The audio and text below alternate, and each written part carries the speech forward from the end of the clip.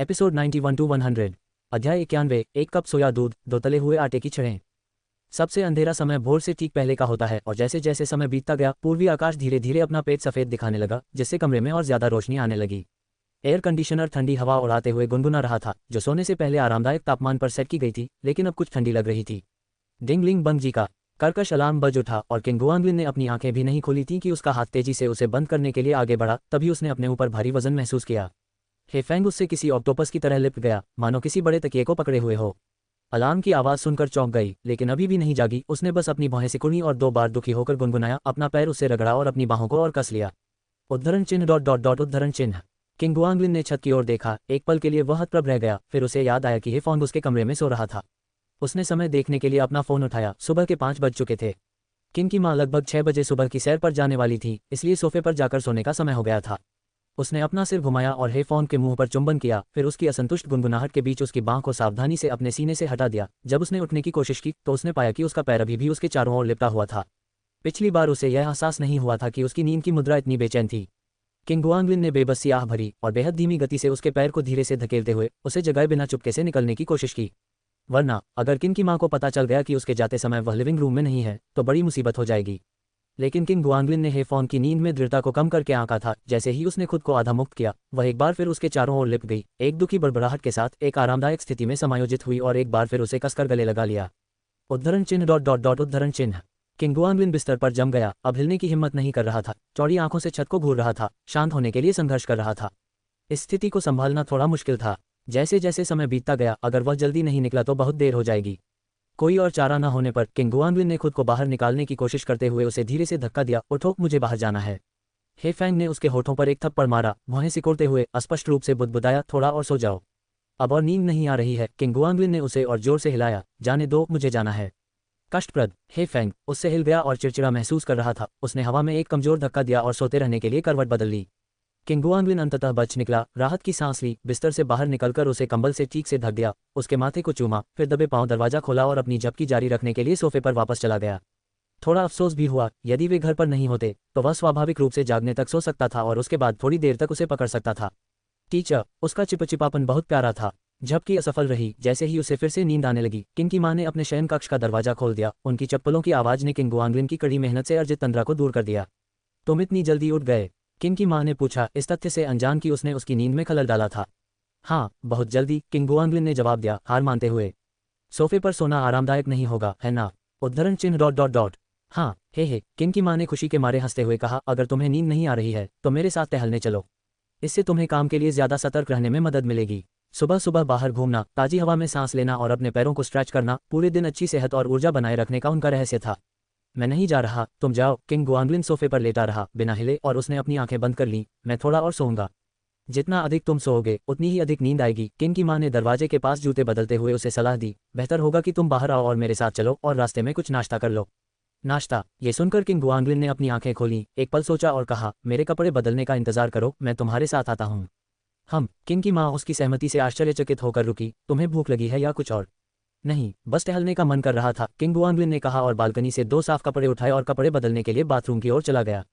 King की माँ ने उसके बेडरूम के दरवाजे पर नजर डाली। अचानक उन्हें एहसास हुआ कि लड़का भी हे फॉन्ग के लिए नाश्ता खरीदना चाहता था। कपड़े बदलने के बाद किंग गुआंगलिन अपनी माँ के साथ घर से निकला और नाश्ते की दुकान पर खाना खाने बैठ गया।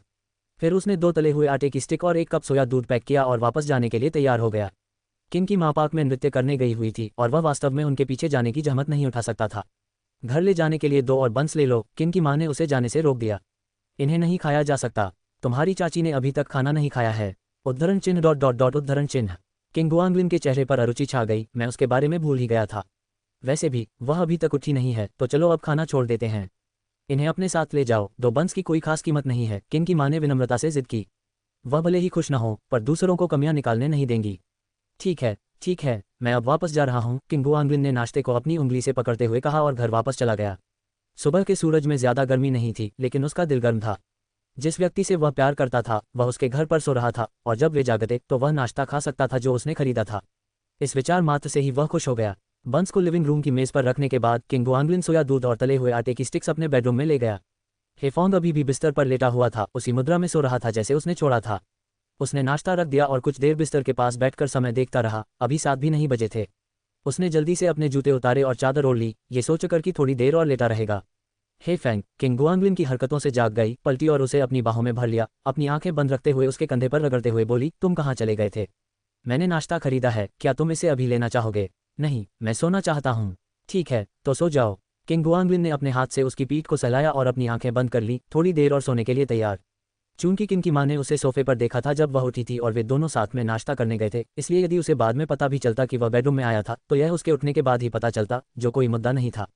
सोफे की तुलना में गर्म बिस्तर पर रहना ज्यादा आरामदायक था। उसे अपनी बाहों में भरकर किंग गुआंगलिन बेचैन होने लगा और चुपचाप अपना हाथ अंदर डालकर उसकी पीठ सहलाने लगा और संतुष्टि भरी आहें भरने लगा। ये कपड़ों के माध्यम से छूने से कहीं बेहतर था, उसकी चिकनी गर्म त्वचा को एक बार छूने पर छोड़ना मुश्किल था। आधी नींद में ही हेफॉन ने उसकी हरकतें महसूस की, लेकिन ध्यान नहीं दिया। आखिरकार ये सिर्फ पीठ की मालिश थी। वहां आधे घंटे तक लेटे रहने के बाद उसने अपनी देह को तानकर अपनी आंखें खोली और पूछा, आपको कितने बजे काम पर पहुंचना है? मैं 8:30 बजे निकल सकता हूँ। किंग गुआंगलिन ने समय देखा, तुम सो सकते हो। मैं काम पर जा रहा हूँ और तुम यहीं रुक सकते हो। तुमने मेरे लिए नाश्ता तैयार कर दिया। हे फैंग ने उसकी ओर देखा। ये यही है, क्या आप इसे अभी चाहते हैं? ओह माय, उसने अपना सिर नीचे किया और किंग गुआंगलिन की छाती पर जोर से रगड़ा। सहपाठी किन मेरे लिए बहुत अच्छा है।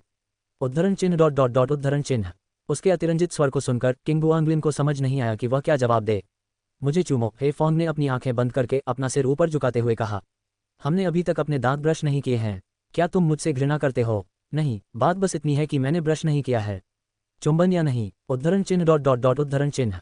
उस समय वह और अधिक मना नहीं कर सका। अध्याय 92 अतीत जिसे जाने नहीं दिया जा सकता। एक अद्भुत सुबह की शुरुआत एक गुड मॉर्निंग चुंबन से होती है, जो पूरे दिन दिल को खुशी से भर देती है। अफसोस, इसका स्वाद बाहरी लोगों को बताने के लिए नहीं बनाया गया है। बॉस, आपके साथ कौन सी अच्छी बात हुई है? न केवल सन वेन ने ध्यान दिया, बल्कि जियांग लिंगलिंग ने भी एक नज़र में देखा कि आज उसकी भावना सामान्य से बहुत अलग थी। हालांकि किंग गुआंगलिन शायद ही कभी सन वेन जैसा दिखता था, जो कभी कभार उदास और नकारात्मक स्वभाव का होता था और हमेशा इत्मीनान से दिखाई देता था, फिर भी इस तरह का उत्साही रूप भी दुर्लभ था। यहाँ तक कि कलम उठाने की क्रिया भी ज्यादा जोरदार लगती थी। आज का नाश्ता वास्तव में स्वादिष्ट था। किंग गुआंगलिन मुस्कुराए बिना नहीं रह सका।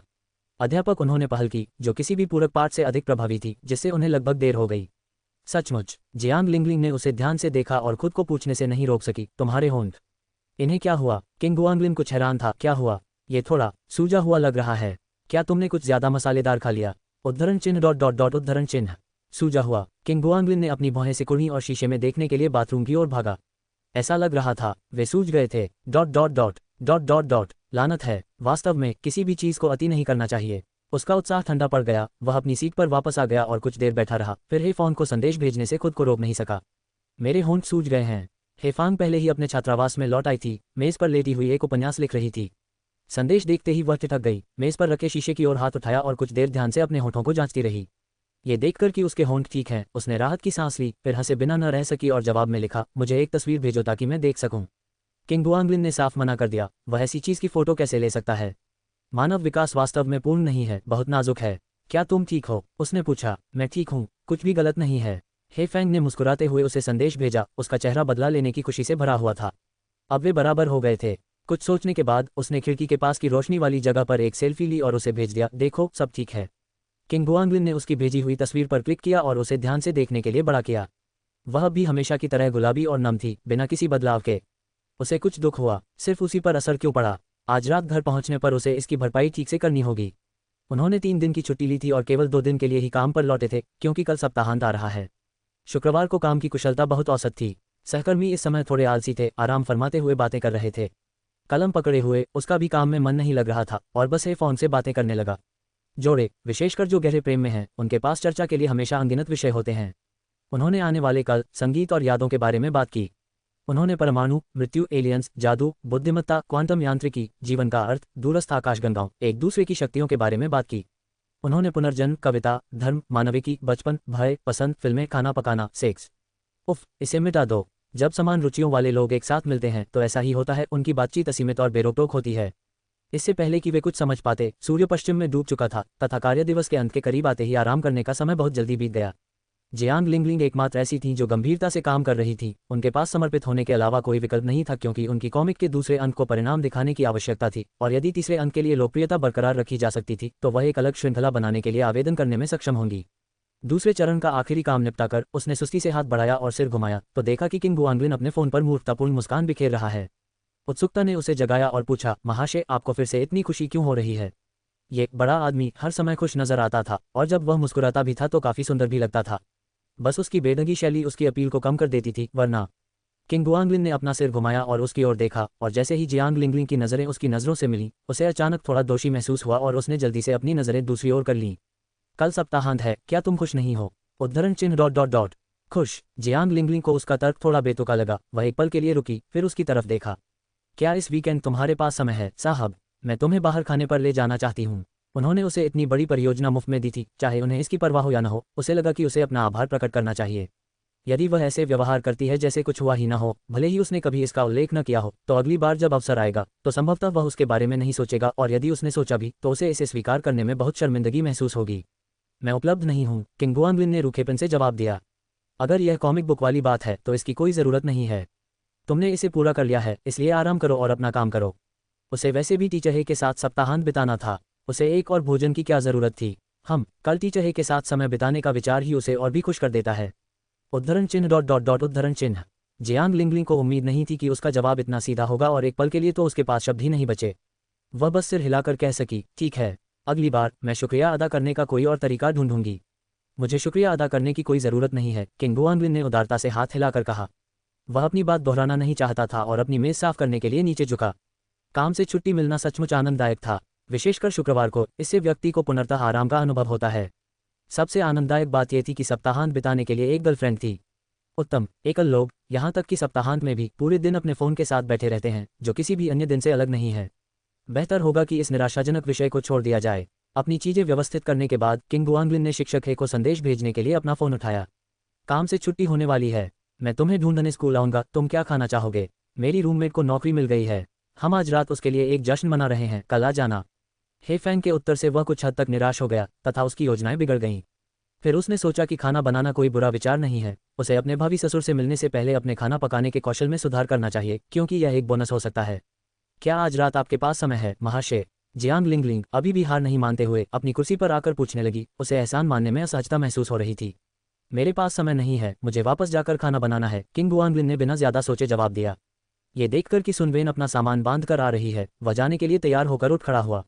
मैं जा रहा हूँ, अलविदा। क्या यूफी ने तुम्हें अगले महीने होने वाली शादी के बारे में बताया? सुनवेन ने अपने कंधे पर हाथ रखकर कहा, जब वे दोनों साथ साथ बाहर निकले। वह गया था, हम साथ चलेंगे। किंग गुआंगलिन को उसी सुबह यूफी का फोन आया था, जिसमें उसने बताया था कि अगले महीने उसकी शादी है। अगर मैं भूल जाऊं तो मुझे याद दिला देना। चिंता मत करो, मैं नहीं भूलूंगा, सनवेन ने वादा किया। फिर उसने आह भरी। मुझे आश्चर्य है कि मैं कब शादी कर पाऊंगा। वो युए, क्या तुम शादी भी कर सकते हो? किंग गुआंगलिन ने बिना किसी हिचकिचाहट के अपनी दुखती रग पर हाथ रखा। तुम महीने में 8 बार बहस करते हो, है ना? पिछली बार तो उसे मामला ठीक से समझ नहीं आया था, लेकिन अब उसे सब समझ आ गया था।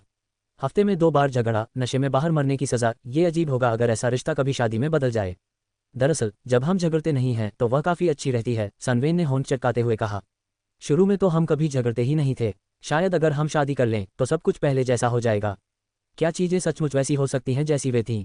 उन्हें ऐसा करने में सक्षम होना चाहिए। किंग गुआंगलिन ने और कुछ नहीं कहा, लेकिन कुछ चिंतनशील महसूस किया। उनके विचार में ऐसा नहीं था कि सनवेन वर्तमान को नहीं छोड़ सकती थी, बल्कि यह कि वह अतीत के व्यक्ति को नहीं छोड़ सकती थी, जो हमेशा इस आशा से चिपकी रहती थी कि वह उसी तरह वापस आ सकती है जैसे वह बिल्कुल शुरुआत में थी। इसी धुंधली सी उम्मीद के चलते उसने उसके वर्तमान अतार्किक व्यवहार को सहन किया। लेकिन क्या वास्तव में वापस बदलना संभव था? दिल के मामलों में नौसिखिया किंग गुआंगलिन ने महसूस किया कि यह नहीं था। अध्याय 93 दैनिक कार्य, क्या इसे पानी कहा जा सकता है? कोंग यीजी चेहरा। घर वापस आकर किंग गुआंगलिन ने बर्तनों को धोया और शिक्षक हे के निर्देशों का पालन करते हुए तेजी से सब्जियां काटना शुरू कर दिया। जितना ज्यादा वह काटता उतना ही ज्यादा वह टीचर हे से प्रभावित होता। पहले भी कई बार काटने के बावजूद उसे अब भी अपने हाथों पर पूरा ध्यान देना पड़ता था, कहीं गलती से वे कट न जाएं। जैसा कि कहा जाता है, अभ्यास से निपुणता आती है, लेकिन उसकी विशेषज्ञता के स्तर तक पहुंचने के लिए कौन जानता है कि किसी को कितनी बार खाना पकाना पड़ता है। ओह, उसके हाथ अभी भी इतने गोरे और कोमल कैसे हैं? किंग गुआंगलिन को और भी ज्यादा हैरानी होने लगी। प्रतिभा की तुलना तो नहीं की जा सकती। किंग की माँ इतने सालों से खाना बना रही थी, फिर भी वह उनसे थोड़ी कमतर थी। हालांकि दोनों में ही कड़ी मेहनत लगती थी, लेकिन तुलनात्मक रूप से प्रतिभा ज्यादा महत्वपूर्ण लगती थी। सोफे पर बैठी हुई किंग की माँ कभी कभी रसोईघर की ओर मुड़कर देखती और संतुष्टि में सिर हिलाती, क्योंकि वह देखती कि किंग गुआंगलिन की गतिविधियां और भी अधिक कुशल होती जा रही हैं। ये व्यर्थ नहीं था। भविष्य में अपनी पत्नी के साथ झगड़े के बाद उसे भूख की चिंता नहीं करनी पड़ेगी और इससे वैवाहिक जीवन में भी सुधार हो सकता है। चाची सोफे पर पानी का गिलास लेकर बैठी थीं और आलसे से टेलीविजन देख रही थीं। उसने आने से पहले मौज मस्ती करने की योजना बनाई थी। वह 1 सप्ताह तक अपनी नंद के घर पर रहने, संभवतः चिकित्सीय सलाह लेने और शहरी जीवन का अनुभव लेने की योजना बना रही थी। उसे उम्मीद नहीं थी कि जब उसका भाई आसपास होगा तो माहौल इतना बदल जाएगा। न सिर्फ बर्तनों में मांस नहीं होता था, बल्कि उसकी भाभी अब रसोई में भी नहीं आती थी। हर दिन वह उस बच्चे को खाना बनाने देती थी, और वह खूब खाना बनाता था, और जो खाना वे रात में नहीं बना पाते थे उसे वे अगले दिन दोपहर के लिए बचा कर रख लेते थे। उस इलाके से अनजान होने के कारण उसे समझ नहीं आ रहा था कि कहाँ जाए। पार्क में इधर उधर घूमने के बाद, जहां बूढ़े औरतों के समूह उसके जैसे किसी अजनबी से घुलने मिलने को तैयार नहीं थे, उसके पास वापस आकर टीवी देखने के अलावा कोई चारा नहीं था। ये जेल जीवन जैसा लग रहा था, लेकिन साथ में टीवी पर भी आराम से बैठकर देखने की सुविधा थी। चाची, मैं अगले सप्ताह वापस जाऊंगी, कुछ देर सोचने के बाद उसने अंततः कहा। यहाँ जीवन घर जितना आरामदायक नहीं था, जहाँ कम से कम वह अपने पड़ोसियों से बातचीत तो कर सकती थी। पब फ्यूचर विज्ञापन। किन की माँ ने उसे अधिक देर तक रुकने के लिए कहने का कोई इरादा नहीं दिखाया। ओह, अगले सप्ताह किस दिन? ओह, मैं तुम्हें अगले हफ्ते बता दूंगी। उसे अचानक बिना कुछ आनंद लिए वापस लौटने का विचार असंतुष्टि का एहसास देने लगा, खासकर आने जाने का किराया बर्बाद होने के बाद। वह अपनी बीमारी का इलाज शहर में करा सकती थी। वह शहर आई थी क्योंकि वह घर पर चुपचाप नहीं बैठ सकती थी और हालात का फायदा उठाना चाहती थी, लेकिन अब उसे बिना किसी फायदे के ठगा हुआ महसूस हो रहा था। किसी विशेष दिन के लिए अपना टिकट पहले से बुक कर लो, अन्यथा तब तक टिकटें बिक जाएंगी, किन की माँ ने उसे प्यार से याद दिलाया। हाँ, मुझे पता है, खाना तैयार है, आओ और खाओ। किंग गुआंगलिन ताज़ा पके हुए व्यंजन लेकर आया, कुछ कदम पीछे हटकर अपने काम का जायजा लिया और एक तस्वीर खींच ली। उन्होंने अपने बनाए हर खाने की तस्वीर ली। पिछले खाने से तुलना करने पर उनकी उपलब्धि का एहसास और भी बढ़ गया। एक घरेलू पति का संस्मरण, बिल्कुल सही। साथ रहने वाले 2 लोगों के लिए चाहे खाना कोई भी बनाए, ये सब जिंदगी का हिस्सा है। किंग गुआंगलिन ने घरेलू पति शब्द को कभी अपमानजनक नहीं माना। अगर ऐसा होता भी तो भी उसे कोई फर्क नहीं पड़ता। जब तक वह टीचही से शादी कर सकता था तब तक और क्या मायने रखता था।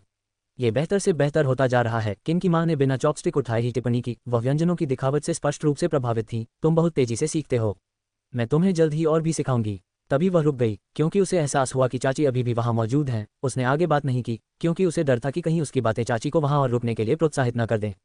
समझ गया। किंग गुआंगलिन ने जल्दी से समझ लिया और अपनी चाची की ओर देखा और अधिक कुछ न कहने का निर्णय लिया। ऐसा नहीं था कि वह इस रिश्तेदार से घृणा करता था, उसने तो उसे कभी रिश्तेदार माना ही नहीं।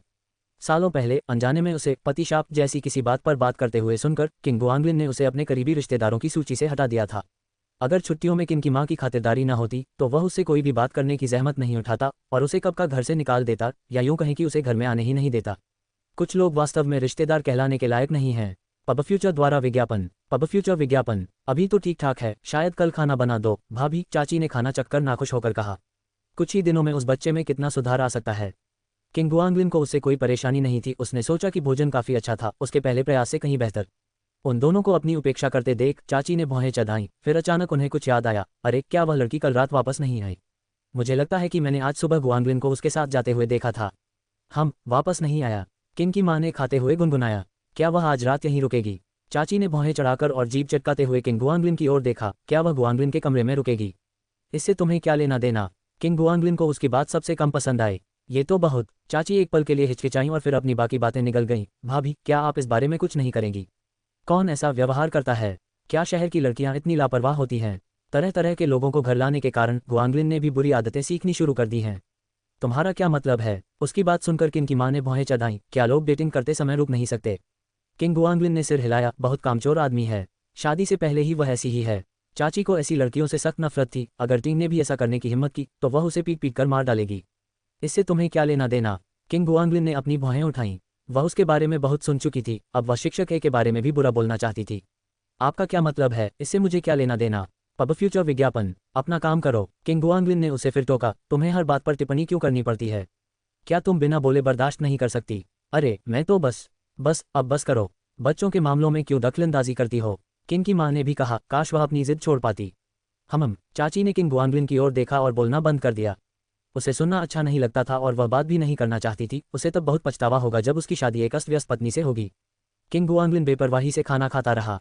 जब तक वह चुप रही, उसने ऐसा दिखावा किया जैसे उसका कोई वजूद ही नहीं है। उसकी उम्र में उसका जिद बर्दाश्त से बाहर था और उस पर गुस्सा करना बेकार था। उसके होंठ अभी भी सुन्न महसूस हो रहे थे। उसे हमेशा ये थोड़ा अजीब लगता था। वह नहीं जानता था कि उसने गुरु पर कितना दबाव डाला था। इसका परिणाम ऐसा कैसे हो गया? गनीमत रही कि किन की माँ ने ध्यान नहीं दिया, वरना समझाना मुश्किल होता। क्या उसे कहना चाहिए था कि यह मसालेदार खाने से हुआ है? वह किसी को मूर्ख नहीं बना सकेगा। रात के खाने के बाद किंग गुआंगलिन हमेशा की तरह अपने बेडरूम में वापस नहीं गए, बल्कि ड्रैगन बोर्ड फेस्टिवल पेंटिंग पर काम करने के लिए स्टूडियो चले गए। 2 दिनों के चिंतन के बाद उन्होंने एक विषय पर निर्णय लिया, परिवारों के विविध जीवन और कहानियां। पेंटिंग को रोजमर्रा की जिंदगी के माहौल से भरा होना चाहिए था। बहुत से लोग कहते हैं कि सांसारिक चीजों में भी सुंदरता है, फिर भी वे यह नहीं बता पाते कि वह सुंदरता वास्तव में कहाँ है। ड्रैगन नाव चलाते पुरुष, किनारे पर जयकार करती लड़कियां, चावल धोते बुजुर्ग, चावल की पकौड़ी लपेटती महिलाएं, चावल की पकौड़ी से खेलते बच्चे, उनके मुस्कुराते चेहरों पर अनाज चिपके हुए, खेलने की उम्र में खेलते हुए बच्चे, प्रयास की उम्र में प्रयास करते हुए युवा, एक साथ बैठे हुए प्रेमी युगल, एक दूसरे को सहारा देते हुए पति पत्नी। पुरुष और महिलाएं, बूढ़े और जवान, कैनवास पर बिखरे हुए मानवीय स्थिति को प्रदर्शित करते हैं। सरल और स्पष्ट सत्य ही वास्तविक हैं। शांति और खुशी सबसे बड़े आशीर्वाद हैं। इस दुनिया की खूबसूरती इन छोटी छोटी बातों में निहित है। पब फ्यूचर विज्ञापन अध्याय 94। अब 2 बार। शनिवार को जिनकुई की ड्यूटी पर जाने की बारी थी, जो हुआंगडाओ कैलेंडर में एक भाग्यशाली दिन था, बाहर जाने के लिए अच्छा दिन था। उसने हेफॉन के अपने घर आने की योजना को अस्वीकार कर दिया था और इसके बजाय किंग गुआंगलिन उसे ढूंढने के लिए लुओ सिटी यूनिवर्सिटी जाने के लिए बस लेने के लिए घर से निकल गया। चाची अभी तक नहीं गई थी और वह नहीं चाहता था कि हेफॉन का उनसे कोई संपर्क हो। जो भी उसके साथ बातचीत करता उसे उबकाई सी आती। वह बिना किसी आत्म जागरूकता के लगातार बड़बड़ाती रहती और दूसरों की भावनाओं की बिल्कुल भी परवाह नहीं करती। एक वयस्क महिला जिससे लोग और कुत्ते दोनों ही नफरत करते थे, उसके देवर ने उसे अनगिनत बार माफी मांगी थी, फिर भी वह खुद को संयमित करना नहीं सीख रही थी। बेहतर होगा कि वह जल्दी ही चले जाएं, नहीं तो उसे जश्न मनाने के लिए टीचर हे को बाहर घसीटना पड़ेगा। हाँ, निश्चित रूप से मैं टीचर हे के साथ बाहर जाने का बहाना नहीं ढूंढ रहा था, ये सिर्फ एक साधारण उत्सव था। आसपास किंग गुआंगलिन ने दूर से ही हेफॉन को देख लिया था। उसने वह सफेद फूलों वाली पोशाक पहन रखी थी जो उसने उसके लिए खरीदी थी। वह शास्त्रीय लालित्य का भाव लिए हुए उसकी ओर बढ़ी। पोशाक एकदम सही थी, इसमें कोई संदेह नहीं कि उसने इसे खरीदकर कोई गलती नहीं की थी। उसने हाथ हिलाया और उसके पास आया, लेकिन हेफॉन ने कुछ नहीं कहा। इसके बजाय वह आगे झुकी और उसके होठों को गौर से देखने लगी। तुम क्या देख रही हो? किंग गुआंगलिन को असहज महसूस हुआ और उसने अपने होंठ उसकी नजरों से छिपा लिए। ये तो सचमुच सूझ गया है ना? हे फैंग चिल्लाया। कल जब उसने इसका जिक्र किया था तो उसे अंदाजा नहीं था कि क्या होगा, लेकिन अब वह साफ साफ देख सकती थी। ये तुम्हारी वजह से है, किंग गुआंगलिन ने गुस्से से जवाब दिया। उसका हाथ पकड़ लिया, मुंह फेर लिया और शिकायत करते हुए कहा, तुम्हें इतना कठोर होने के लिए किसने कहा? लेकिन उस समय आपको ये सचमुच पसंद आया था, हेफॉन ने गर्व भरी मुस्कान के साथ कहा। उसे उपलब्धि का बड़ा एहसास हो रहा था। मिशन पूरा हुआ। प्रेमी को तब तक चूमना जब तक वह सूझ न जाए। 1/1 बड़ा बदला लिया गया। ओह, किंग गुआंगलिन के पास कहने के लिए शब्द नहीं थे और उसने अनजाने में अपने होंठ चाट लिए। उसे स्वीकार करना पड़ा कि उसे यह वास्तव में बहुत पसंद आया था। ऐसी चीजें तब सर्वोत्तम होती हैं जब दोनों पक्ष पूरी तरह से इसमें शामिल हों। ये देखकर कि वह चुप है, हेफॉन के चेहरे पर मुस्कान और भी तेज हो गई। उसकी आंखें अर्धचंद्राकार हो गईं। फिर से कोशिश करना चाहोगे? पुनः प्रयास करें। किंग गुआंगलिन के चेहरे पर द्वंद्व साफ दिखाई दे रहा था। अभी तो उसके होंठ पहली नज़र में साफ नहीं दिख रहे थे, लेकिन अगर एक बार फिर से कोशिश करने पर वे सॉसेज जैसे होंठ बन गए तो क्या होगा? लेकिन सिर्फ डर के कारण मना करना नुकसान जैसा लग रहा था। अगर तुम नहीं जाना चाहते तो कोई बात नहीं। हेफांग आगे बढ़ा और उसे चौक की ओर खींचते हुए बोला, तुमने पिछली बार शॉपिंग पर जाने की बात कही थी। आज चलो, तुम्हें कुछ दे देते हैं। इस जगह के बाद हम शेंगटियन चौक पर आगे बढ़ सकते हैं, कैसा रहेगा? आज उसने अपनी सदाबहार प्लेट शर्ट नहीं पहनी थी, बल्कि धारीदार छोटी बाजू वाली शर्ट पहनी थी। साफ था कि उसने अच्छे कपड़े पहनने की कोशिश की थी, लेकिन पहले से कोई खास बदलाव नहीं आया था। उसके सौंदर्य बोध को बचाने के लिए उसे कुछ उपयुक्त पोशाकें चुनने में उसकी मदद करनी होगी। रुको, किंग गुआंगलिन ने उसे एक चुंबन के लिए पीछे खींचा और दिन का काम पूरा कर लिया। उसके बाद वह उसके पीछे पीछे चलने लगा। अचानक ऐसा लगा जैसे मैं प्रेम की तीव्र अनुभूति में डूबा हुआ हूँ। मुझे लगा कि तुम भूल गए हो। हे फैंग ने अपनी उंगलियों को आपस में जोड़ने के लिए कुछ बार अपनी उंगलियां हिलाईं, अपनी बाहों को झुलाते हुए अपने अच्छे मूड को व्यक्त किया। मैं तुमसे प्यार करता हूँ। किंग गुआंगलिन का दिल खुशी से खिल उठा। उसका मनोबल एक पल में और भी ऊंचा उठ गया। इसे फिर से कहो, तुमसे प्यार है। कितनी मीठी बातें हैं। उसने अपनी जेब से एक फल कैंडी निकाली, तुम्हारे लिए इनाम। घर से निकलने से पहले उसने मुट्ठी भर फल ले लिए थे, ताकि जब भी उसे खाने का मन करे वह उसे खा सके। तुम ये लाए हो? हे फैंग ने एक छोटे से आश्चर्य के साथ इसे स्वीकार कर लिया। उसे अपनी ड्रेस में ले जाना असुविधाजनक था और बैग में डालने से वह गंदा हो जाता। उसने ये भी सोचा था कि जाते समय कुछ ले जाए या नहीं। क्या यह अच्छा है? किंग गुआंगलिन ने उसे कैंडी मुंह में डालते हुए देखा। उसका हाथ रैपर लेने के लिए तैयार था। अगर तुम्हें पसंद है तो मैं हर दिन कुछ लाऊंगा। हे फैंग ने चलना बंद कर दिया और बिना कुछ कहे अपना सिर घुमाकर उसकी ओर देखने लगी। क्या हुआ? उसने हैरान होकर पूछा। क्या होगा अगर मैं अभी तुम्हें चूमना चाहूँ? कल पसंद, कल पसंद। किंग गुआंगलिन ने बाएं से दाएं देखा, सार्वजनिक रूप से। क्या यह अनुचित नहीं है? वे दोनों फुटपाथ पर चल रहे थे, ट्रैफिक लाइट से ज्यादा दूर नहीं। जून की सप्ताहांत था, आसपास काफी पैदल यात्री थे और अपनी मोटी चमड़ी के कारण वह भी ऐसा करने से खुद को रोक नहीं पाया। हे फैंग ने अपने होठों को भींच लिया और उसके गाल पर चुंबन देने के लिए धीरे से आगे बढ़ी। तो फिर तुम मेरे कर्जदार होगे। उद्धरण चिन्ह ... ठीक है। किंग गुआंगलिन को लगा कि इसमें कुछ गड़बड़ है। उसका क्या मतलब था कि वह उसका एहसानमंद होगा? क्या वह उसका एहसानमंद नहीं होगा? इस सौदे में किसे बेहतर लाभ मिल रहा था? ये कैंडी बहुत मीठी है। तुमने इसे कहाँ से खरीदा? ऑनलाइन। मैं अगली बार भी वही खरीदूंगा। दंपत्ति फुटपाथ पर आराम से टहल रहे थे। जैसे जैसे धूप तेज होती गई उसने हेफांग का हाथ छोड़ा, अपने बैग से एक छाता निकाला और छाता रक्षक की अपनी ड्यूटी पर लग गया। वह अपनी चमकदार प्रेमिका को धूप में झुलसकर एक छोटी सी बुरी लड़की में तब्दील नहीं होने दे सकता था। उसने खरीदारी के लिए ज़रूरी हर चीज़ पहले से तैयार कर रखी थी। इतनी सोच विचार के बाद उसे यकीन ही नहीं हो रहा था कि वह बार बार गलत बोलता रहा। उसे यकीन ही नहीं हो रहा था कि वह उससे शादी नहीं कर पाएगा। किंग गुआंगलिन ने कल रात ही सब कुछ प्लान कर लिया था। उसने शॉपिंग की तरकीबें भी गूगल पर सर्च की थी। उस सैर पर टीचही के कहे शब्द अभी भी उसके दिल में बसे हुए थे। एक साथ सही मायने में जागने के लिए 3 साल और इंतजार करना भला कौन झेल सकता है। उसे अपने खेल को बेहतर बनाने की जरूरत थी। हे फैंग को उसकी छोटी छोटी योजनाओं के बारे में कोई जानकारी नहीं थी। वह तो केवल ये सोच रही थी कि उसके प्रेमिका लकड़ी का सिर कब इतना प्रबुद्ध हो गया। क्या वह प्रशिक्षण योजना, जिसका अभी तक आधा भी क्रियान्वयन नहीं हुआ था, पहले से ही अपने आप काम कर रही थी। किंग गुआंगलिन के हाथ में अपना हाथ डालकर हे फॉन्ग ने उसकी कैंडी चूसी और उससे कहा, अब ये 2 गुना हो गया है। क्या 2 बार? किंग गुआंगलिन अचंभित रह गया। उसे कुछ समझ नहीं आया। एक धूर्त मुस्कान और संकुचित आंखों के साथ हे फॉन्ग उसके कान की ओर झुकी और धीमी आवाज में फुसफुसाया, मैं तुम्हें 2 बार जोर से चूमने जा रहा हूँ। उद्धरण चिन्ह डॉट डॉट डॉट उद्धरण चिन्ह। किंग गुआंगलिन का दिल धड़क उठा। क्या ये कठिन होना चाहिए? वह थोड़ा डरा हुआ था। वह इसे सहन कर पाएंगे या नहीं यह एक बात है, लेकिन चेहरे पर सूजन और लोगों से न मिल पाना एक समस्या होगी। शिक्षक वह कल सुबह से वास्तव में काफी उग्र था। ये कठिन होगा, शिक्षक ने दुर्भावना से उसके कान में फूंक मारते हुए कहा, क्या तुम डरे हुए हो? मुझे डर लग रहा है, किंग गुआंगलिन ने स्वीकार किया, थोड़ा घबराते हुए। अजीब तरह से ऐसा महसूस कर रहा था जैसे पहली बार वे फिल्म देखने गए थे। बकवास करना बंद करो। उनकी नज़रें मिली और किंग गुआंगलिन के सीने में एक खिंचाव सा महसूस हुआ। उसकी नज़र छेड़खानी जैसी लग रही थी, है ना? यह अवश्य होगा। वह हे फॉन्ग की निगाहों से बचने के लिए अपना सिर घुमाने के अलावा कुछ नहीं कर सका और चुपचाप निगलने लगा। ऐसा लग रहा था जैसे वह फिर से परेशानी खड़ी करने की तैयारी कर रही थी। उसे इतना परेशान देखकर हे फॉन्ग हंस पड़ा। ठीक है, चलो चलें। वह अभी भी हरा है, लेकिन वास्तव में ये काफ़ी मज़ेदार है। पहले किस तरफ चलें? किंग गुआंगलिन ने उसके सामान्य हो जाने से राहत महसूस करते हुए पूछा। उसे सचमुच डर था कि कहीं वह सड़क पर कुछ गलत न कर दे। इस तरह, पहले हम आपके लिए कुछ शर्ट खरीदेंगे। मेरे पास बहुत सारी कमीज़ें हैं, हमें कोई खरीदने की ज़रूरत नहीं है। वह व्यवहारिक था। जब तक उसके पास पहनने लायक कपड़े हों तब तक वह ठीक था। ज़्यादा कमीज़ें रखना तो बस बर्बादी है। चलो तुम्हारे लिए खरीद लेते हैं। शिक्षक के पर व्यवहारिकता काम नहीं आई। अलग पोशाक पहनने से एक अलग ही एहसास होता था। बेशक जितनी ज़्यादा खरीदारी उतना ही अच्छा। तुम्हारे ये पुराने कपड़े फेंक देने चाहिए। हे फॉन्ग ने अपनी कमीज़ का किनारा खींचते हुए तिरस्कारपूर्वक कहा, ये पिछले साल के हैं, है ना? लगता है मैंने इस साल तो बिल्कुल नहीं खरीदा। किंग गुआंगलिन को इसकी परवाह नहीं थी, जब तक मैं उन्हें पहन सकती हूँ और वे फटे या गंदे नहीं हैं। अब जब तुम्हारी एक गर्लफ्रेंड है तो इन फटे कपड़ों को पहनने से मेरी स्टाइल खराब हो जाती है। हे फैंग ने उसकी तरफ देखा। क्या तुम्हें लगता है कि हम साथ खड़े होने में अच्छे लगते हैं? हम एक जैसे नहीं हैं। किंग गुआंगलिन को अपने बारे में अच्छा महसूस हुआ। उसने खुद को और फिर हे फॉन्ग को देखा। हम एक जैसे नहीं हैं। तुम सुनोगे या नहीं? मैं सुनूंगा। Pub future ads. अध्याय 95 सुगंधित आदमी। इसे पहन कर देखो, ये बुरा नहीं है, इसे भी आजमाओ। अरे इसका रंग तो बहुत अच्छा है। कपड़ों की खरीदारी वैसी नहीं हुई जैसी किंग गुआंगलिन ने सोची थी। वह आमतौर पर बस कपड़ों के ढेर के सामने खड़ा होता, जो उसे सबसे अच्छा लगता उसे चुनता, साइज देखता, पैसे देता, बैग में रखता और चला जाता। हे फैंग उसके साथ कपड़े टांगने वाले की तरह व्यवहार करती थी। जो भी शैली उसे दिखती थी उसे पहनने के लिए कहती थी, और कोई भी साधारण छोटी आस्तीन वाली टी शर्ट नहीं थी, बल्कि सभी प्रकार की अजीब शैलियाँ थीं जिनके बारे में वह आमतौर पर कभी नहीं सोचता था। उद्धरण चिन्ह डॉट डॉट डॉट। मुझे लगता है कि वहाँ पर जो छोटी आस्तीन वाली शर्ट है वह बहुत अच्छी लग रही है। किंग गुआंगलिन ने कुछ कदम दूर एक गहरे नीले रंग की शर्ट की ओर इशारा किया। चुप रहो, जाकर इसे पहनकर देखो। हे फैंग ने बिना देखे पास से एक बेटविंग टॉप उसे थमा दिया।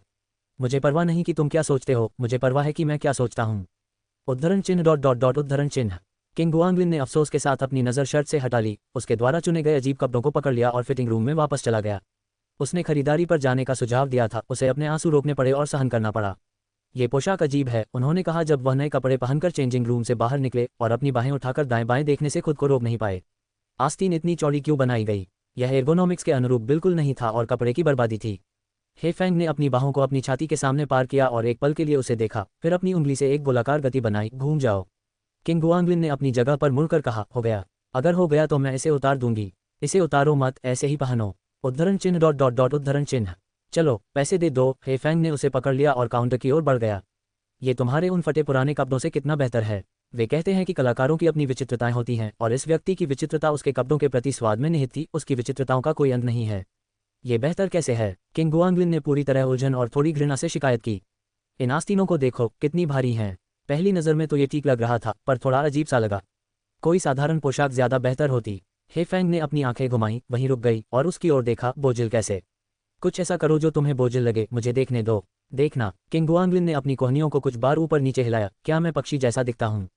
क्या आप इसे पहनेंगे या नहीं? उद्धरण चिन्ह डॉट डॉट डॉट। मैं इसे पहनूंगा। टीचर हे के साथ खरीदारी करते समय सब कुछ उनकी पसंद पर निर्भर करता था। जब तक वो खुश है। आखिरकार ये तो बस एक चौड़ी बाजू वाली कमीज है, चाहे वो कोई पोशाक ही क्यों ना हो। चलो पोशाक छोड़ देते हैं। हिलना मत। उसने देखा कि हेफांग ने अपना बटुआ उठाया और जल्दी से बोला, मैं चुका दूंगा। क्या तुम्हारा पैसा मेरा पैसा नहीं है? तुम आगे बढ़ो, तुम आगे बढ़ो। भुगतान करने के बाद वे एक साथ दुकान से बाहर चले गए और हेफांग ने उसे फिर से सिर से पैर तक जांचना शुरू कर दिया। किंग गुआंगलिन को अचानक एक बुरा पूर्वाभास हुआ। तुम क्या देख रहे हो? चलो बाल कटवाने चलते हैं। हेफेंग ने उसे पकड़ लिया और सड़क के कोने पर स्थित एक हेयर स्टाइलिंग सैलून की ओर चलने लगा। उद्धरण चिन्ह डॉट डॉट डॉट। रुको, मुझे आज आपके साथ खरीदारी करने जाना था। किंग गुआंगलिन ने सहज रूप से विरोध किया। क्या महिलाओं के कपड़ों की दुकानों या सौंदर्य प्रसाधनों की दुकानों पर जाना अच्छा नहीं होगा? वह नहीं जानता था कि हेफोंग ने उसके लिए क्या योजना बनाई थी, लेकिन उसे यह एहसास हो रहा था कि उसके लिए आपदा आने वाली है। हम खरीदारी कर रहे हैं। हेफोंग ने किंग गुआंगलिन के प्रतिरोध को नजरअंदाज कर दिया और उसे कोने पर स्थित स्टाइलिंग स्टूडियो में खींच लिया। उसे थोड़ा सा सजाना अच्छा रहेगा जो देखने में अच्छा लगे। जब वह वापस आएगा तो किन की मां को निश्चित रूप से झटका लगेगा। ये सोचते हुए हेफोंग अपने होठों पर मुस्कान लाए बिना नहीं रह सकी और उसे कुर्सी पर धकेलते हुए बोली, बैठो। उसे बेवजह मुस्कुराते हुए देखकर किंग गुआंगलिन को और भी अधिक आशंका हुई। मैं बाल नहीं कटवाना चाहती। Ads by pub future. Pub future ads? नहीं, तुम करो। हेफोंग ने नाई को निर्देश देते हुए अपने हाथ से उसके सिर पर इशारा किया। किनारे से छोटा, ऊपर थोड़ा छोड़ दो। समझ गया। नाई ने हाथ से हाँ का इशारा किया और कैंची और कंघी लेकर काम पर जाने के लिए तैयार हो गया। किंग गुआंगलिन ने दर्पण में बातचीत कर रहे जोड़े को देखा और यह पता नहीं लगा सका कि वास्तव में वे उसके साथ क्या करने की योजना बना रहे थे, इसलिए उसने बस अपनी आंखें बंद कर लीं और उन्हें अपना काम करने दिया। आखिरकार खरीदारी का मतलब ही था मौज मस्ती करना।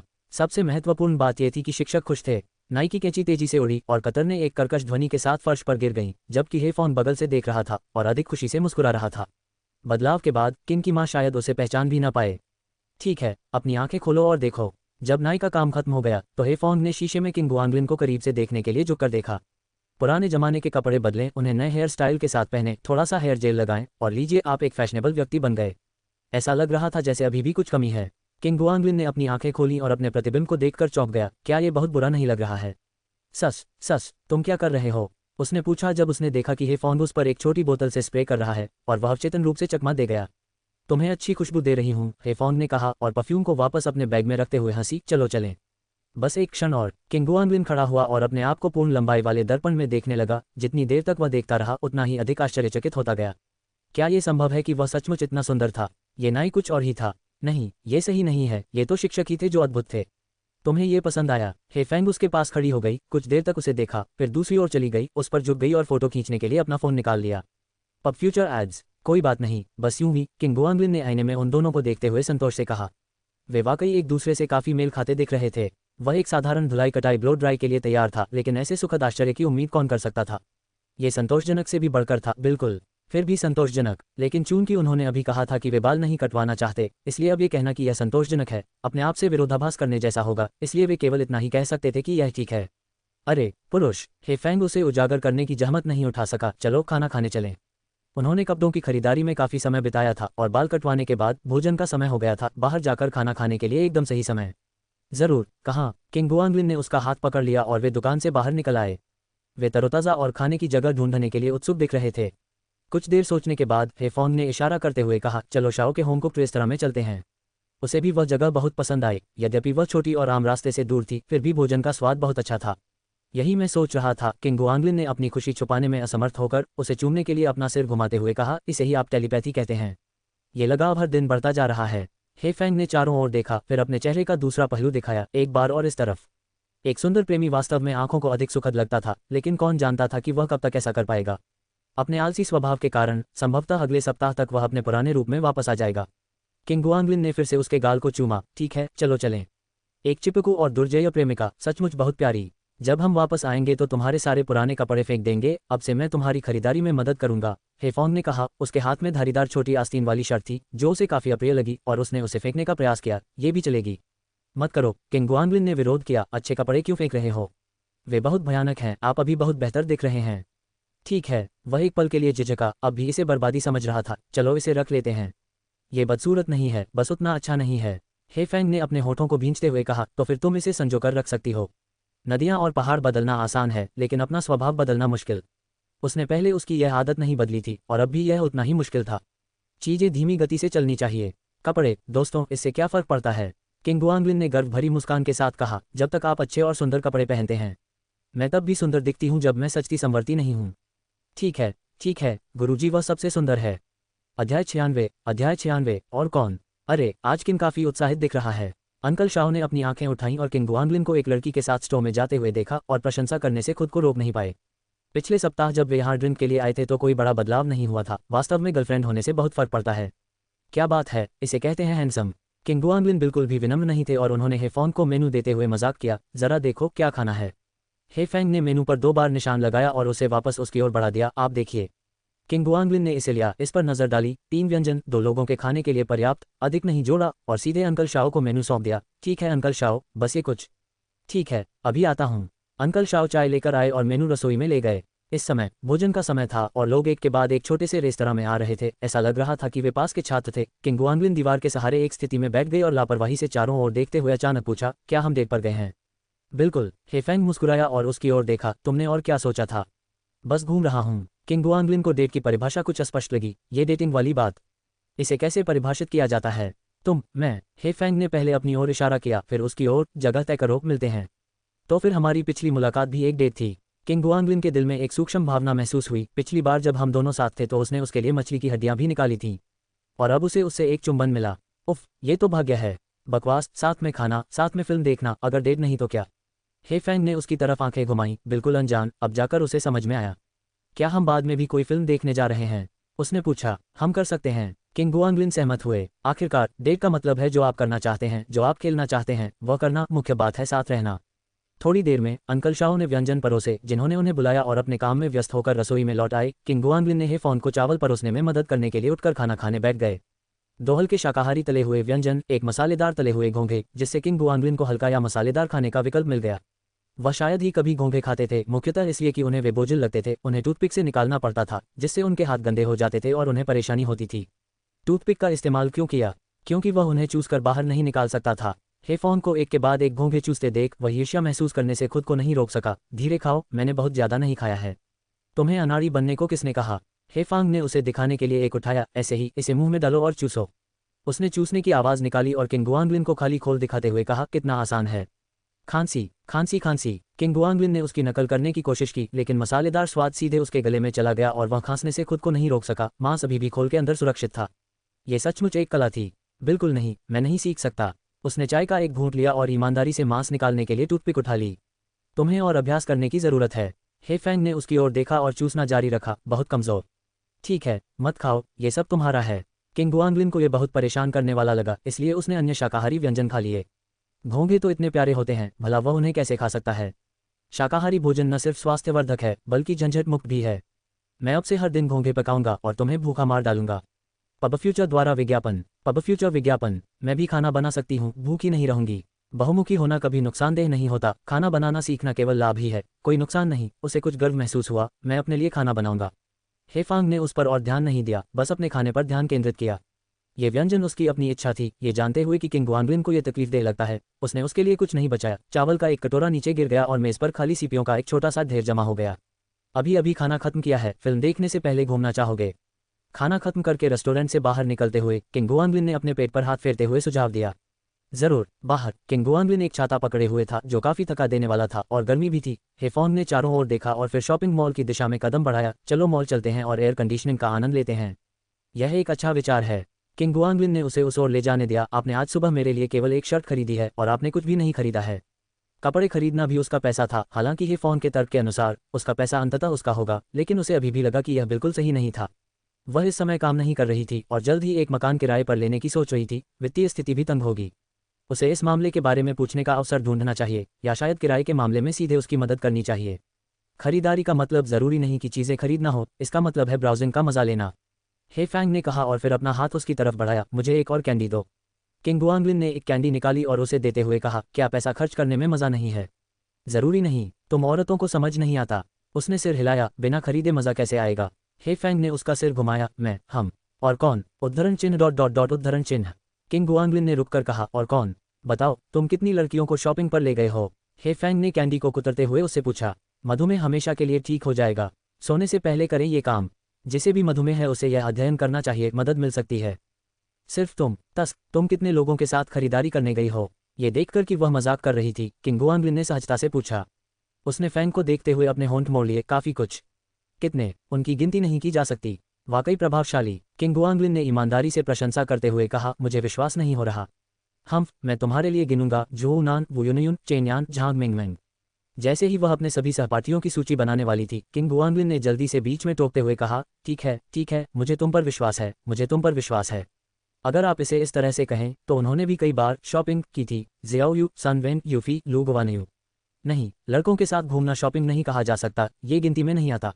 मैं फिर पूछूंगा, तुम कितने लड़कों के साथ खरीदारी करने गई हो? उसे अचानक एहसास हुआ कि उसने पहले गलत सवाल पूछ लिया था। हे फैंग ने उसे पकड़ते हुए हंसते हुए कहा, बस तुम अब खुश हो। तुम्हें मुझे बताने की जरूरत नहीं थी, मैंने अनुमान लगा लिया था। घटना के बाद किंग गुआंगलिन ने आत्मसंतुष्ट होकर कहा। हालांकि उसे इस बात से कोई आपत्ति नहीं थी, फिर भी इस उत्तर से उसे खुशी हुई। तुमने बकवास अनुमान लगाया। हे फैंग ने मॉल को ज्यादा दूर नहीं देखा, गर्म सड़कों पर बहुत कम लोग थे। उसने अपने मुंह से आधी कैंडी निकाली और उसे चिढ़ाते हुए कहा, कैंडी चाहिए। किंग गुआंगलिन ने चोर की तरह इधर उधर देखा, आगे झुककर उसे छीन लिया। तुमने सचमुच इसे खा लिया।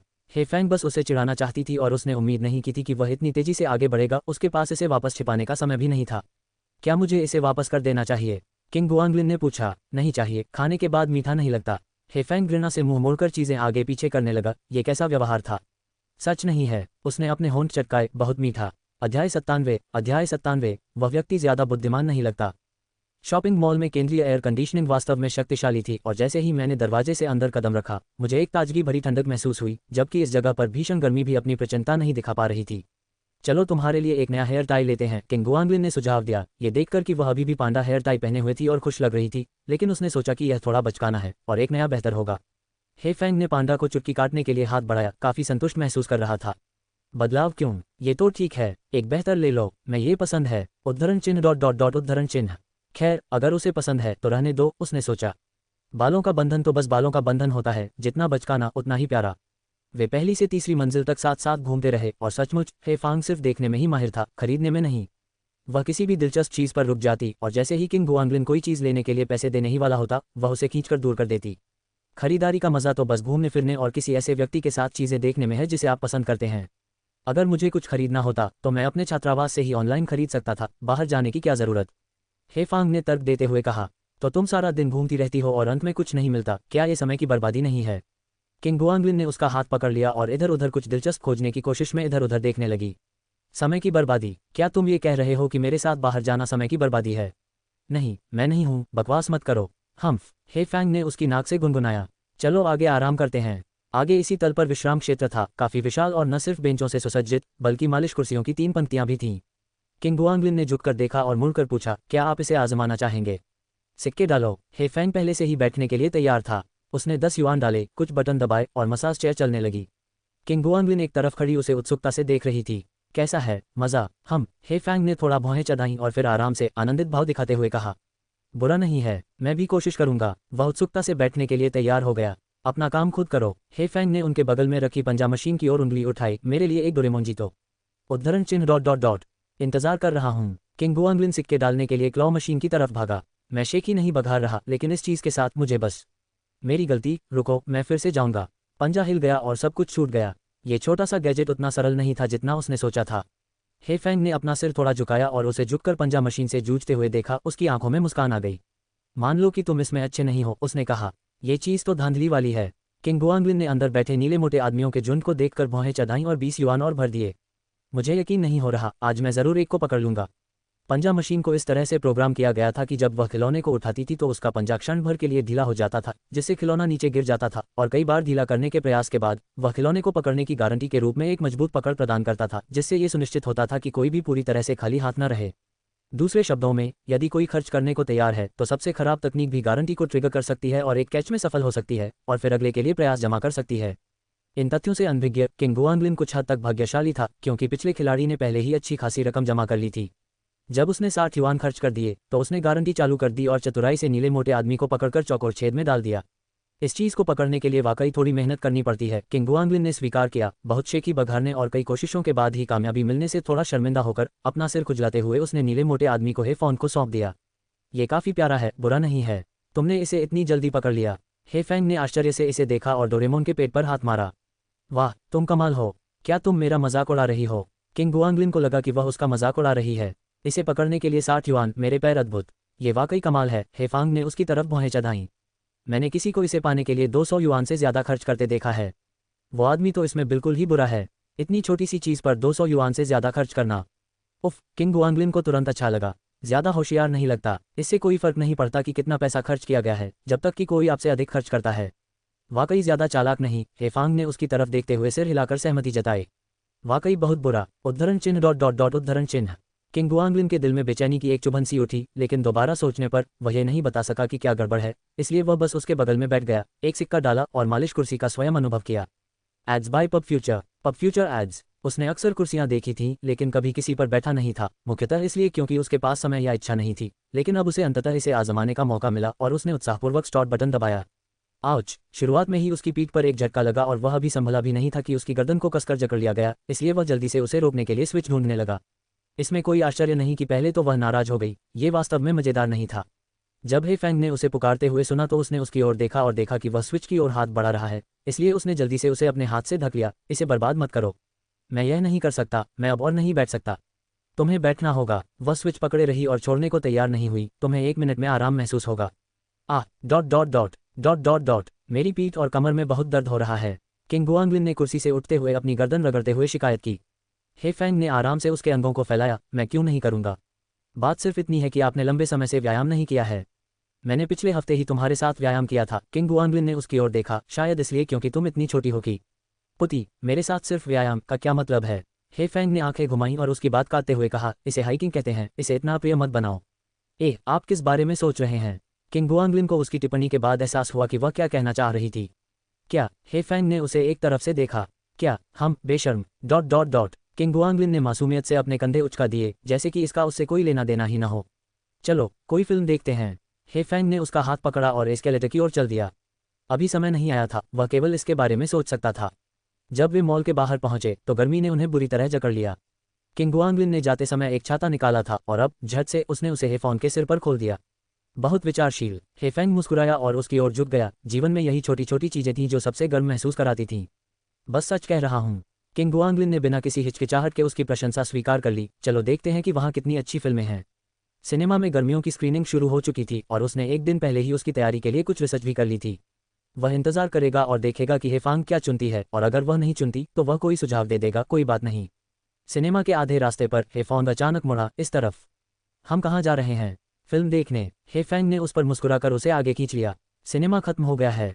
किंग गुआंगलिन ने बीच में ही बोलना बंद कर दिया, क्योंकि उन्हें एहसास हुआ कि आगे एक और सिनेमाघर है। निजी सिनेमा? इसमें जा रहे हो? हाँ, यही। हेफेंग ने उसे सीधे अंदर खींच लिया। ये किंग गुआंगलिन का ऐसे सिनेमा में पहला दौरा था। जब वह उत्सुकता से भुगतान करके अंदर गया तो वह आश्चर्यचकित हुए बिना नहीं रह सका।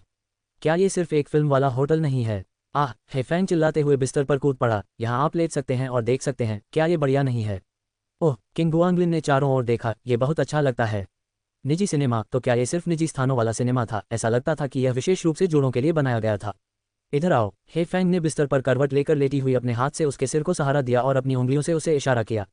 क्या हुआ? किंग गुआंगलिन की धड़कन थोड़ी तेज हो गई। उसने पास आने से पहले ये सुनिश्चित किया कि दरवाजा ठीक से बंद हो। जब वह करीब आया तो हेफोंग ने उसे बिस्तर पर खींच लिया और उसके ऊपर बैठकर उसे घूरते हुए कहा, तुम्हें क्या लगता है मैं क्या करना चाहता हूँ? क्या हम कर सकते हैं? नहीं, मैंने कहा था कि हम इसे कठोरता से करेंगे, इसलिए हम इसे कठोरता से करेंगे। उद्धरण चिन्ह डॉट डॉट डॉट उद्धरण चिन्ह। Pub future ads. अध्याय 98। हमेशा अपने साथ कैंडी रखें। शाम। किंग गुआंगलिन बिस्तर पर टीचहे को पकड़े हुए लेटी हुई थी। कभी फिल्म देख रही थी तो कभी उन्हें देख रही थी। शिक्षक किसी समय सो गया। उसके चेहरे पर अभी भी मुस्कान थी। वह उसके आलिंगन में आ गई और जब वह नीचे झुकता और उसे चूमता तो वह उसके होठों पर 2 बार थप्पड़ मारती। ये सचमुच मनोरंजक था। दीवार पर लगी घड़ी पर नजर डाली। लगभग 6 बज रहे थे। किंग गुआंगलिन ने उसे धीरे से हिलाया। क्या तुम्हें भूख लगी है? खाने का समय हो गया है। हेफेंग ने गुनगुनाया और अपना सिर हिलाया, फिर कुछ और आगे बढ़कर उस पर चढ़ गई। उद्धरण चिन्ह डॉट डॉट डॉट उद्धरण चिन्ह। अपनी बाहों में उस कोमल और गर्म सुंदरता को लिए किंग गुआंगलिन के दिल में एक खुजली सी दौड़ गई। उसका हाथ उसकी पीठ पर धीरे से सहला रहा था। फूलों वाली शिफॉन ड्रेस की बनावट रेशमी थी। उसमें अभी भी उसकी गर्माहट थी और उसे ऐसा लग रहा था जैसे उसे जाने ही नहीं देना चाहता। हर तरह से सचमुच संतोषजनक। आधा घंटा और बीत गया और ये देखकर कि 6:30 बज चुके हैं उसे फिर से हिलाना पड़ा। चलो खाना खाते हैं। मैं नहीं चाहती। हेफेंग ने बिना अपनी आंखें खोले ही बुदबुदाया। उसे कसकर गले लगा लिया और सोना जारी रखा। किंग गुआंगलिन के पास उसके हाथों को सावधानीपूर्वक हटाने के अलावा कोई विकल्प नहीं था। वह उठने की कोशिश कर रही थी। मैं शौचालय का उपयोग करने जा रही हूँ। इस बार हेफोंग ने उसे छोड़ दिया और जैसे ही वह पलटी उसने तकिया को छू लिया और किंग गुआंगलिन के स्थान पर उसे अपने आलिंगन में ले लिया। उठने के बाद किंग गुआंगलिन बाथरूम की तरफ नहीं गया, बल्कि बेडसाइड टेबल से मोबाइल उठाकर दरवाजे पर ले गया। उसे याद आया कि जब वह अंदर आया था तो दरवाजे पर टेकआउट मेन्यू लगा हुआ था और उसने सोचा था कि उनके लिए कुछ टेकआउट ऑर्डर कर दूंगा। इस गर्लफ्रेंड को सोना बहुत पसंद था। टेकआउट ऑर्डर करने के बाद वो पलटा और उसकी जेब से एक हल्की सी आवाज़ आई। चौंक कर उसने जेब से एक फ्रूट कैंडी निकाली।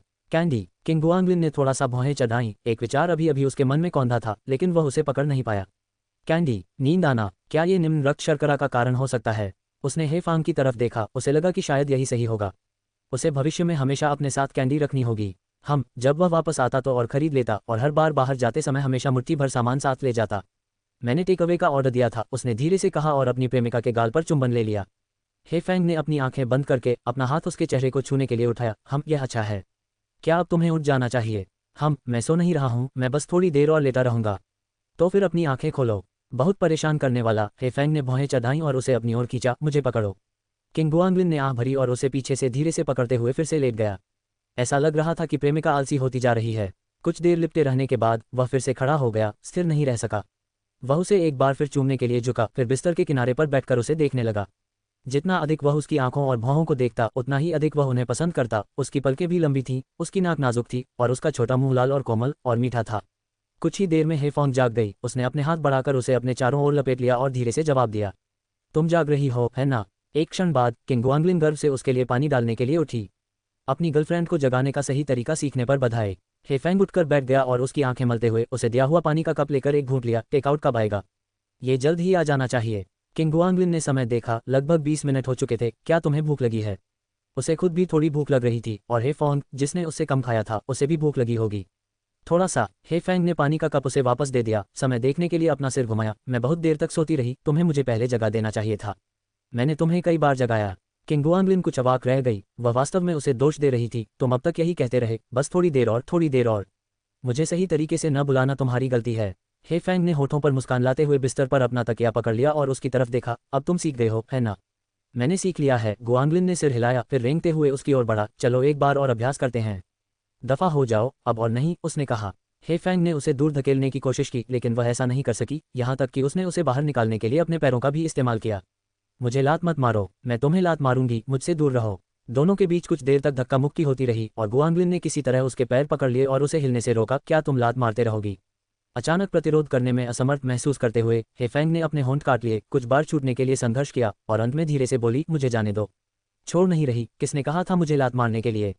गुआंगलिन ने अपने पैर समेटे, ऊपर देखा तो उसके गाल थोड़े लाल हो गए थे और उसने उत्सुकता से पूछा, तुम्हें क्या हुआ है? ये कुछ भी नहीं है। हे फॉन्ग ने अस्वाभाविक रूप से उसका सिर घुमा दिया। बकवास बंद करो, मुझे जल्दी से जाने दो। गुआंगलिन ने भौहें चढ़ाई, कुछ अजीब महसूस किया, अपने हाथों में पैरों की ओर देखा, फिर उसे संदेह से देखा और संकोच से दबाया। मत करो। हे फैंग छटपटाई, उसका चेहरा लाल हो गया और उसने अपनी आंखें बंद कर लीं और अपना सिर तकिए में दबा लिया। सच में, बस करो, मुझे जाने दो। उद्धरण चिन्ह डॉट डॉट डॉट उद्धरण चिन्ह। उसकी प्रतिक्रिया देखकर गुआंगलिन के दिल में एक अजीब सी भावना उमड़ पड़ी और वह खुद को रोक नहीं सका, लेकिन फिर से धीरे से सहलाया, ये देखते हुए कि उसकी त्वचा उसके छोटे हाथों से भी अधिक चिकनी लग रही थी। इन पैरों को तो ऐसा लगता है कि इन्हें लापरवाही से नहीं छूना चाहिए। हे फैंग ने धीरे से गुनगुनाया, बिना बोले अपना सिर तकिए में दबा लिया। उसके पैर की उंगलियां कोमल कमल की कोंपलों की तरह कसकर मुड़ी हुई थीं। डिंगलिंग डोंग डिंग। अचानक मोबाइल फोन की घंटी बजी, जिससे असामान्य माहौल टूट गया। गुआंगलिन रुक गया और सहज ही हे फोन की ओर देखने लगा। हे फैंग ने पहले ही अपना सिर घुमा लिया था, लाल चेहरे से उसे घूरते हुए। क्या अब तुम जाने नहीं दोगे? ओह। गुआंगलिन ने उसे छोड़ दिया और फोन उठाया। जैसी उम्मीद थी, डिलीवरी दरवाजे पर इंतजार कर रही थी। फोन रखने के बाद हे फॉन्ग ने उसे देखते हुए देखा और जल्दी से अपने पैरों को वापस अपनी स्कर्ट के नीचे रख लिया। जाओ जल्दी से इसे ले आओ, ये दरवाजे पर ही है। गुआंगलिन को अजीब तरह से दोषी महसूस हुआ। उसने उसकी नज़रें बचाईं और सामान लाने के लिए बाहर चला गया।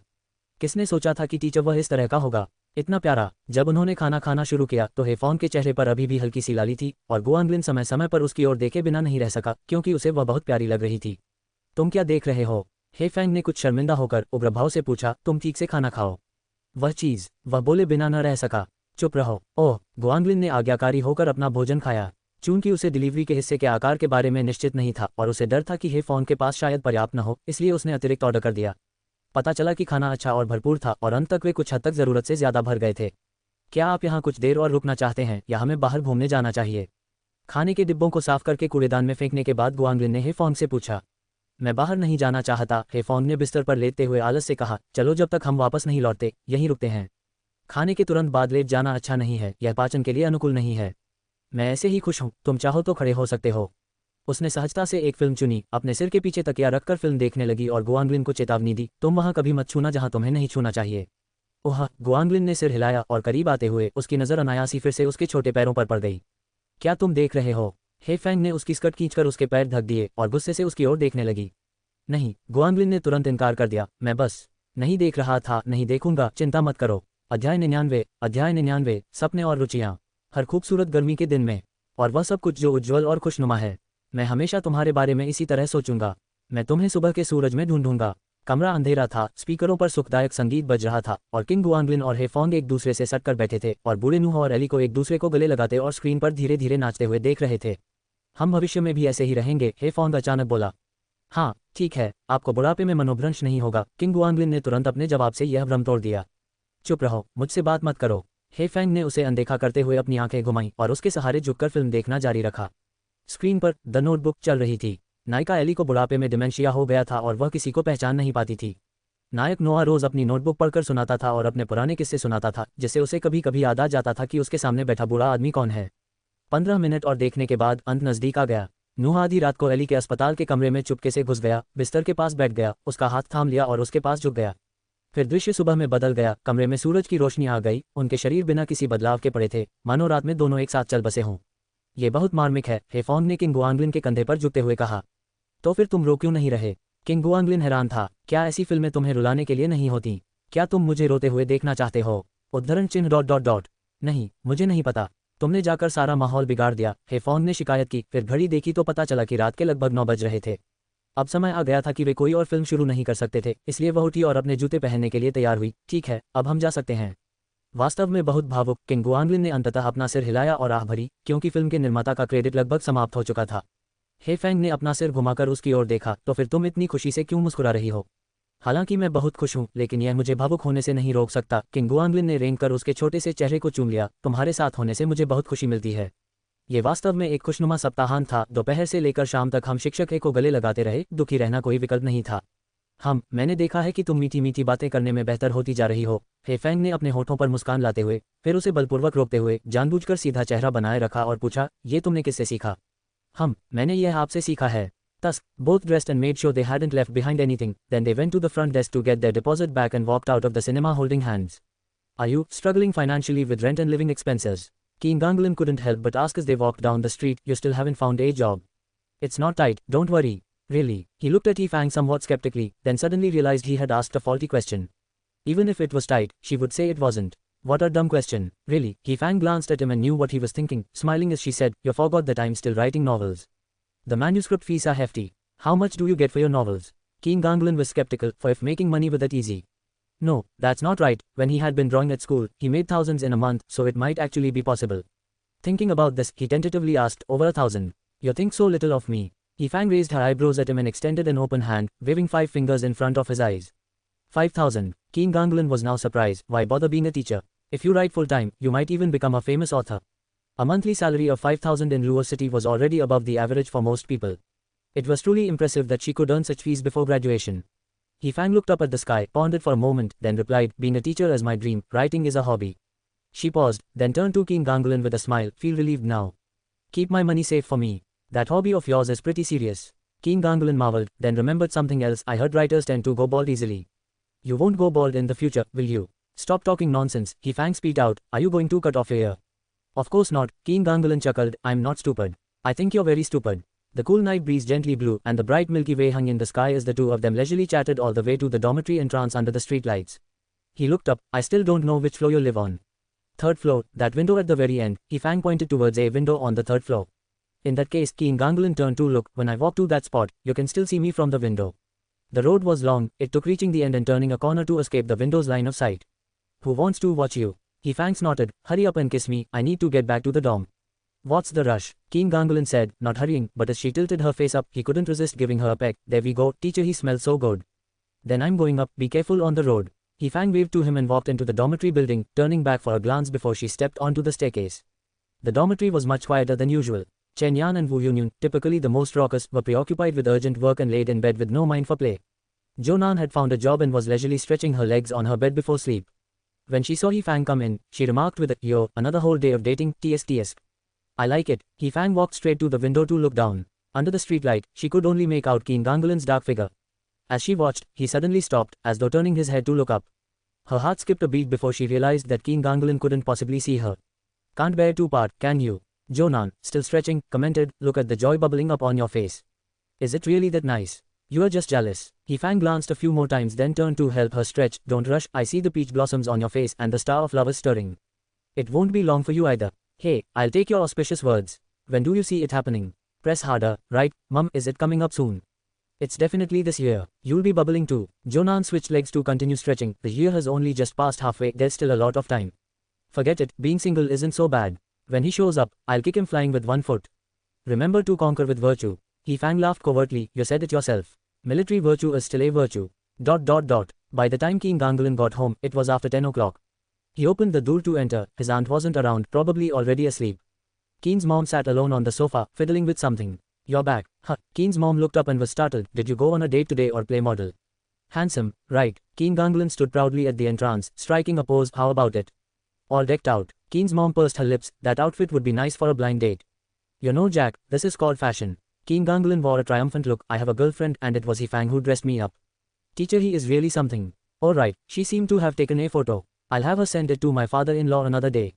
Look how pleased you are. Go to bed now. जल्दी क्या है, पहले मुझे अच्छी तरह देख लेने दो. किंग गुआंगलिन शीशे में खुद को निहारने के लिए वाशरूम की ओर बढ़ा. अरे, वैसे, तुम्हारी चाची ने जो मगवॉट भेजा था, वह आ गया है. जब तुम फ्री हो, तो इसे हे-फोन के पास ले जा सकती हो. किंग की माँ अपने हाथ में जो था, उसे ठीक करती रही. ये तुम्हारे कमरे की मेज पर है. ठीक है. किंग गुआंगलिन ने खुद को आईने में देखा, काफी संतुष्ट होकर. मुझे पहले कभी इस तरह से कपड़े पहनना नहीं आता था. क्या अब तुम्हें पता चल गया? किंग की माँ ने प्रतिवाद किया. ओह, मुझे लगता है मैं थोड़ा बहुत जानता हूँ. थोड़ा बहुत पता है, मेरे पैर. क्या तुम हे-फोन की मदद के बिना कोशिश भी करोगे? किंग की माँ को एक पल के लिए भी उसकी बात पर यकीन नहीं हुआ. मुझे कम मत आंको. किंग गुआंगलिन आत्मविश्वास से भरी हुई बाहर निकली. इसमें इतनी मुश्किल क्या है? अध्याय 100 नूडल्स के 2 कटोरे. शायद क्योंकि वह दोपहर में बहुत देर तक सोया था, हे-फोन रात में ऊर्जा से भरा हुआ था, अपने फोन को पकड़े हुए और किंग गुआंगलिन को अमर साधना की दुनिया में खींच रहा था. फोन लगातार बज रहा था और किंग गुआंगलिन अपनी आंखें खुली रखने के लिए संघर्ष कर रहा था क्योंकि वह जवाब देने के लिए कीबोर्ड पर टैप कर रहा था. उसे ऐसा लग रहा था जैसे किसी बाज को जिंदा उबाला जा रहा हो और वह खुद वह बाज था जिसे पकाया जा रहा था. उसने कई बार शुभरात्रि कहने के बारे में सोचा था, लेकिन हर बार जब हे-फोन कोई संदेश भेजता तो वह जवाब दिए बिना नहीं रह पाता था. हमेशा यही सोचता कि वे थोड़ी देर और बातें करेंगे. उसे पता भी नहीं चला कि आधी रात हो चुकी थी. फिर 1 बज गया. एक समय ऐसा आया जब वह और नहीं रुक सका. उसका फोन तकिए पर गिर पड़ा और लाइट जलते हुए ही वह सो गया. सुबह सप्ताहांत की धूप खिड़की से अंदर आ रही थी और सीधे किंग गुआंगलिन के चेहरे पर पड़ रही थी. उसने स्तब्ध होकर अपनी आंखें आधी खोलीं, कुछ सेकंड के लिए छत को घूरता रहा, फिर जल्दी से अपने पास रखे फोन की ओर बढ़ा. निश्चित रूप से बिना उत्तर के कई संदेश भेजने के बाद हे-फोन ने पूछा था कि क्या वह सो गया है, और फिर आधे घंटे बाद एक शुभ रात्रि संदेश भेजा था. बिना अभिवादन किए ही सो जाना, ये वास्तव में शिष्टाचार नहीं था. किंग गुआंगलिन ने अपना फोन पकड़े हुए एक पल सोचा और कल रात अचानक नींद आने का कारण पूछा, लेकिन कोई जवाब नहीं मिला. शायद वो भी देर से सोई होगी और अभी तक नहीं उठी होगी. वह कुछ देर बिस्तर पर लेटा रहा और आखिरकार नहाने के लिए उठा. किंग की माँ और उसकी चाची पहले से ही लिविंग रूम में नाश्ता कर रही थीं. उसकी चाची ने उसे देखकर हैरानी से आवाज़ निकाली. नया हेयर स्टाइल. किंग गुआंगलिन को उसकी परवाह नहीं थी और वह सीधे बाथरूम में चला गया और अपने दांत साफ किए तथा अपना चेहरा धोया. ये पहले से कहीं ज़्यादा अच्छा लग रहा है. मैं कहना चाहती थी कि तुम्हारा पुराना हेयर स्टाइल भी बहुत भद्दा लग रहा था. अब तुमको देखो, बस थोड़ा सा बदलाव. और ये देखकर कि वह जवाब नहीं दे रहा है, चाची ने किंग की माँ की ओर मुड़कर बोलना जारी रखा. आपकी बीमारी अब आपको परेशान नहीं कर रही है ना? किंग की माँ वास्तव में इस भतीजी से परेशान थी, जैसे कि किसी और को पता न हो, उसे ही यह बात कहनी थी. उद्धरण चिन्ह ... नहीं. अचानक हुई इस बात से चाची चौंक गईं. बस मेरी पीठ में दर्द है, कुछ और? मुझे ठीक से याद नहीं, पर डॉक्टर ने कहा था कि आराम करने से ठीक हो जाएगा. तुम्हें सचमुच ठीक से आराम करना चाहिए. क्या तुमने अभी तक अपना टिकट खरीद लिया है? किंग की माँ ने बनावटी चिंता से कहा. जल्दी मत करो, मैं इसे आज दोपहर तक ले आऊँगा. चूंकि हमारे पास करने के लिए और कुछ नहीं है, इसलिए खाना खाने के बाद मैं आपके साथ चलूंगा. उद्धरण चिन्ह ... उद्धरण चिन्ह. जब तक किंग गुआंगलिन ने नहा धोकर अपना काम निपटाया, तब तक किंग की माँ और उसकी मौसी नाश्ता कर चुकी थीं. वह रसोई में गया, अपने लिए दलिया का एक कटोरा डाला और खाने लगा. कुछ ही देर बाद उसने किंग की माँ को बाहर जाने के लिए तैयार होकर अपने कमरे से बाहर निकलते देखा. क्या तुम बाहर जा रहे हो? उसने सहजता से पूछा. किंग की माँ ने अतिथि कक्ष के दरवाजे की ओर देखा और किंग गुआंगलिन को एक शरारती मुस्कान दी. मैं तुम्हारी चाची के साथ उनकी ट्रेन टिकट खरीदने जा रही हूँ. आज के लिए खरीद रहे हैं या कल के लिए? किंग गुआंगलिन अपनी खुशी रोक नहीं पाया. उसे जितनी जल्दी हो सके वापस भेज दो, बेहतर होगा आज ही. कितना आनंददायक सप्ताहांत था. सभी अच्छी चीजें एक साथ घटित हो रही थीं. उसने किंग की माँ से कहा कि वह उसे जल्दी विदा कर दे. किन की माँ अपनी बात पूरी भी नहीं कर पाती तभी गेस्ट रूम का दरवाज़ा खुला और आंटी सज धज कर लिविंग रूम में आ गईं। दोनों औरतों ने एक दूसरे को देखा और बातचीत बंद कर दी। चलो भाभी, चाची ने किन गुआंगलिन की ओर देखा, कुछ भी कहने से खुद को रोका और बस किन की माँ का अभिवादन किया जब वे जाने के लिए तैयार हो गईं। किन गुआंगलिन ने किन की माँ को आंख मारी, उन्हें जल्दी आने का इशारा किया। किन की माँ ने अपना सिर उठाया और आत्मविश्वास से भरी नज़रों से उसे आश्वस्त किया।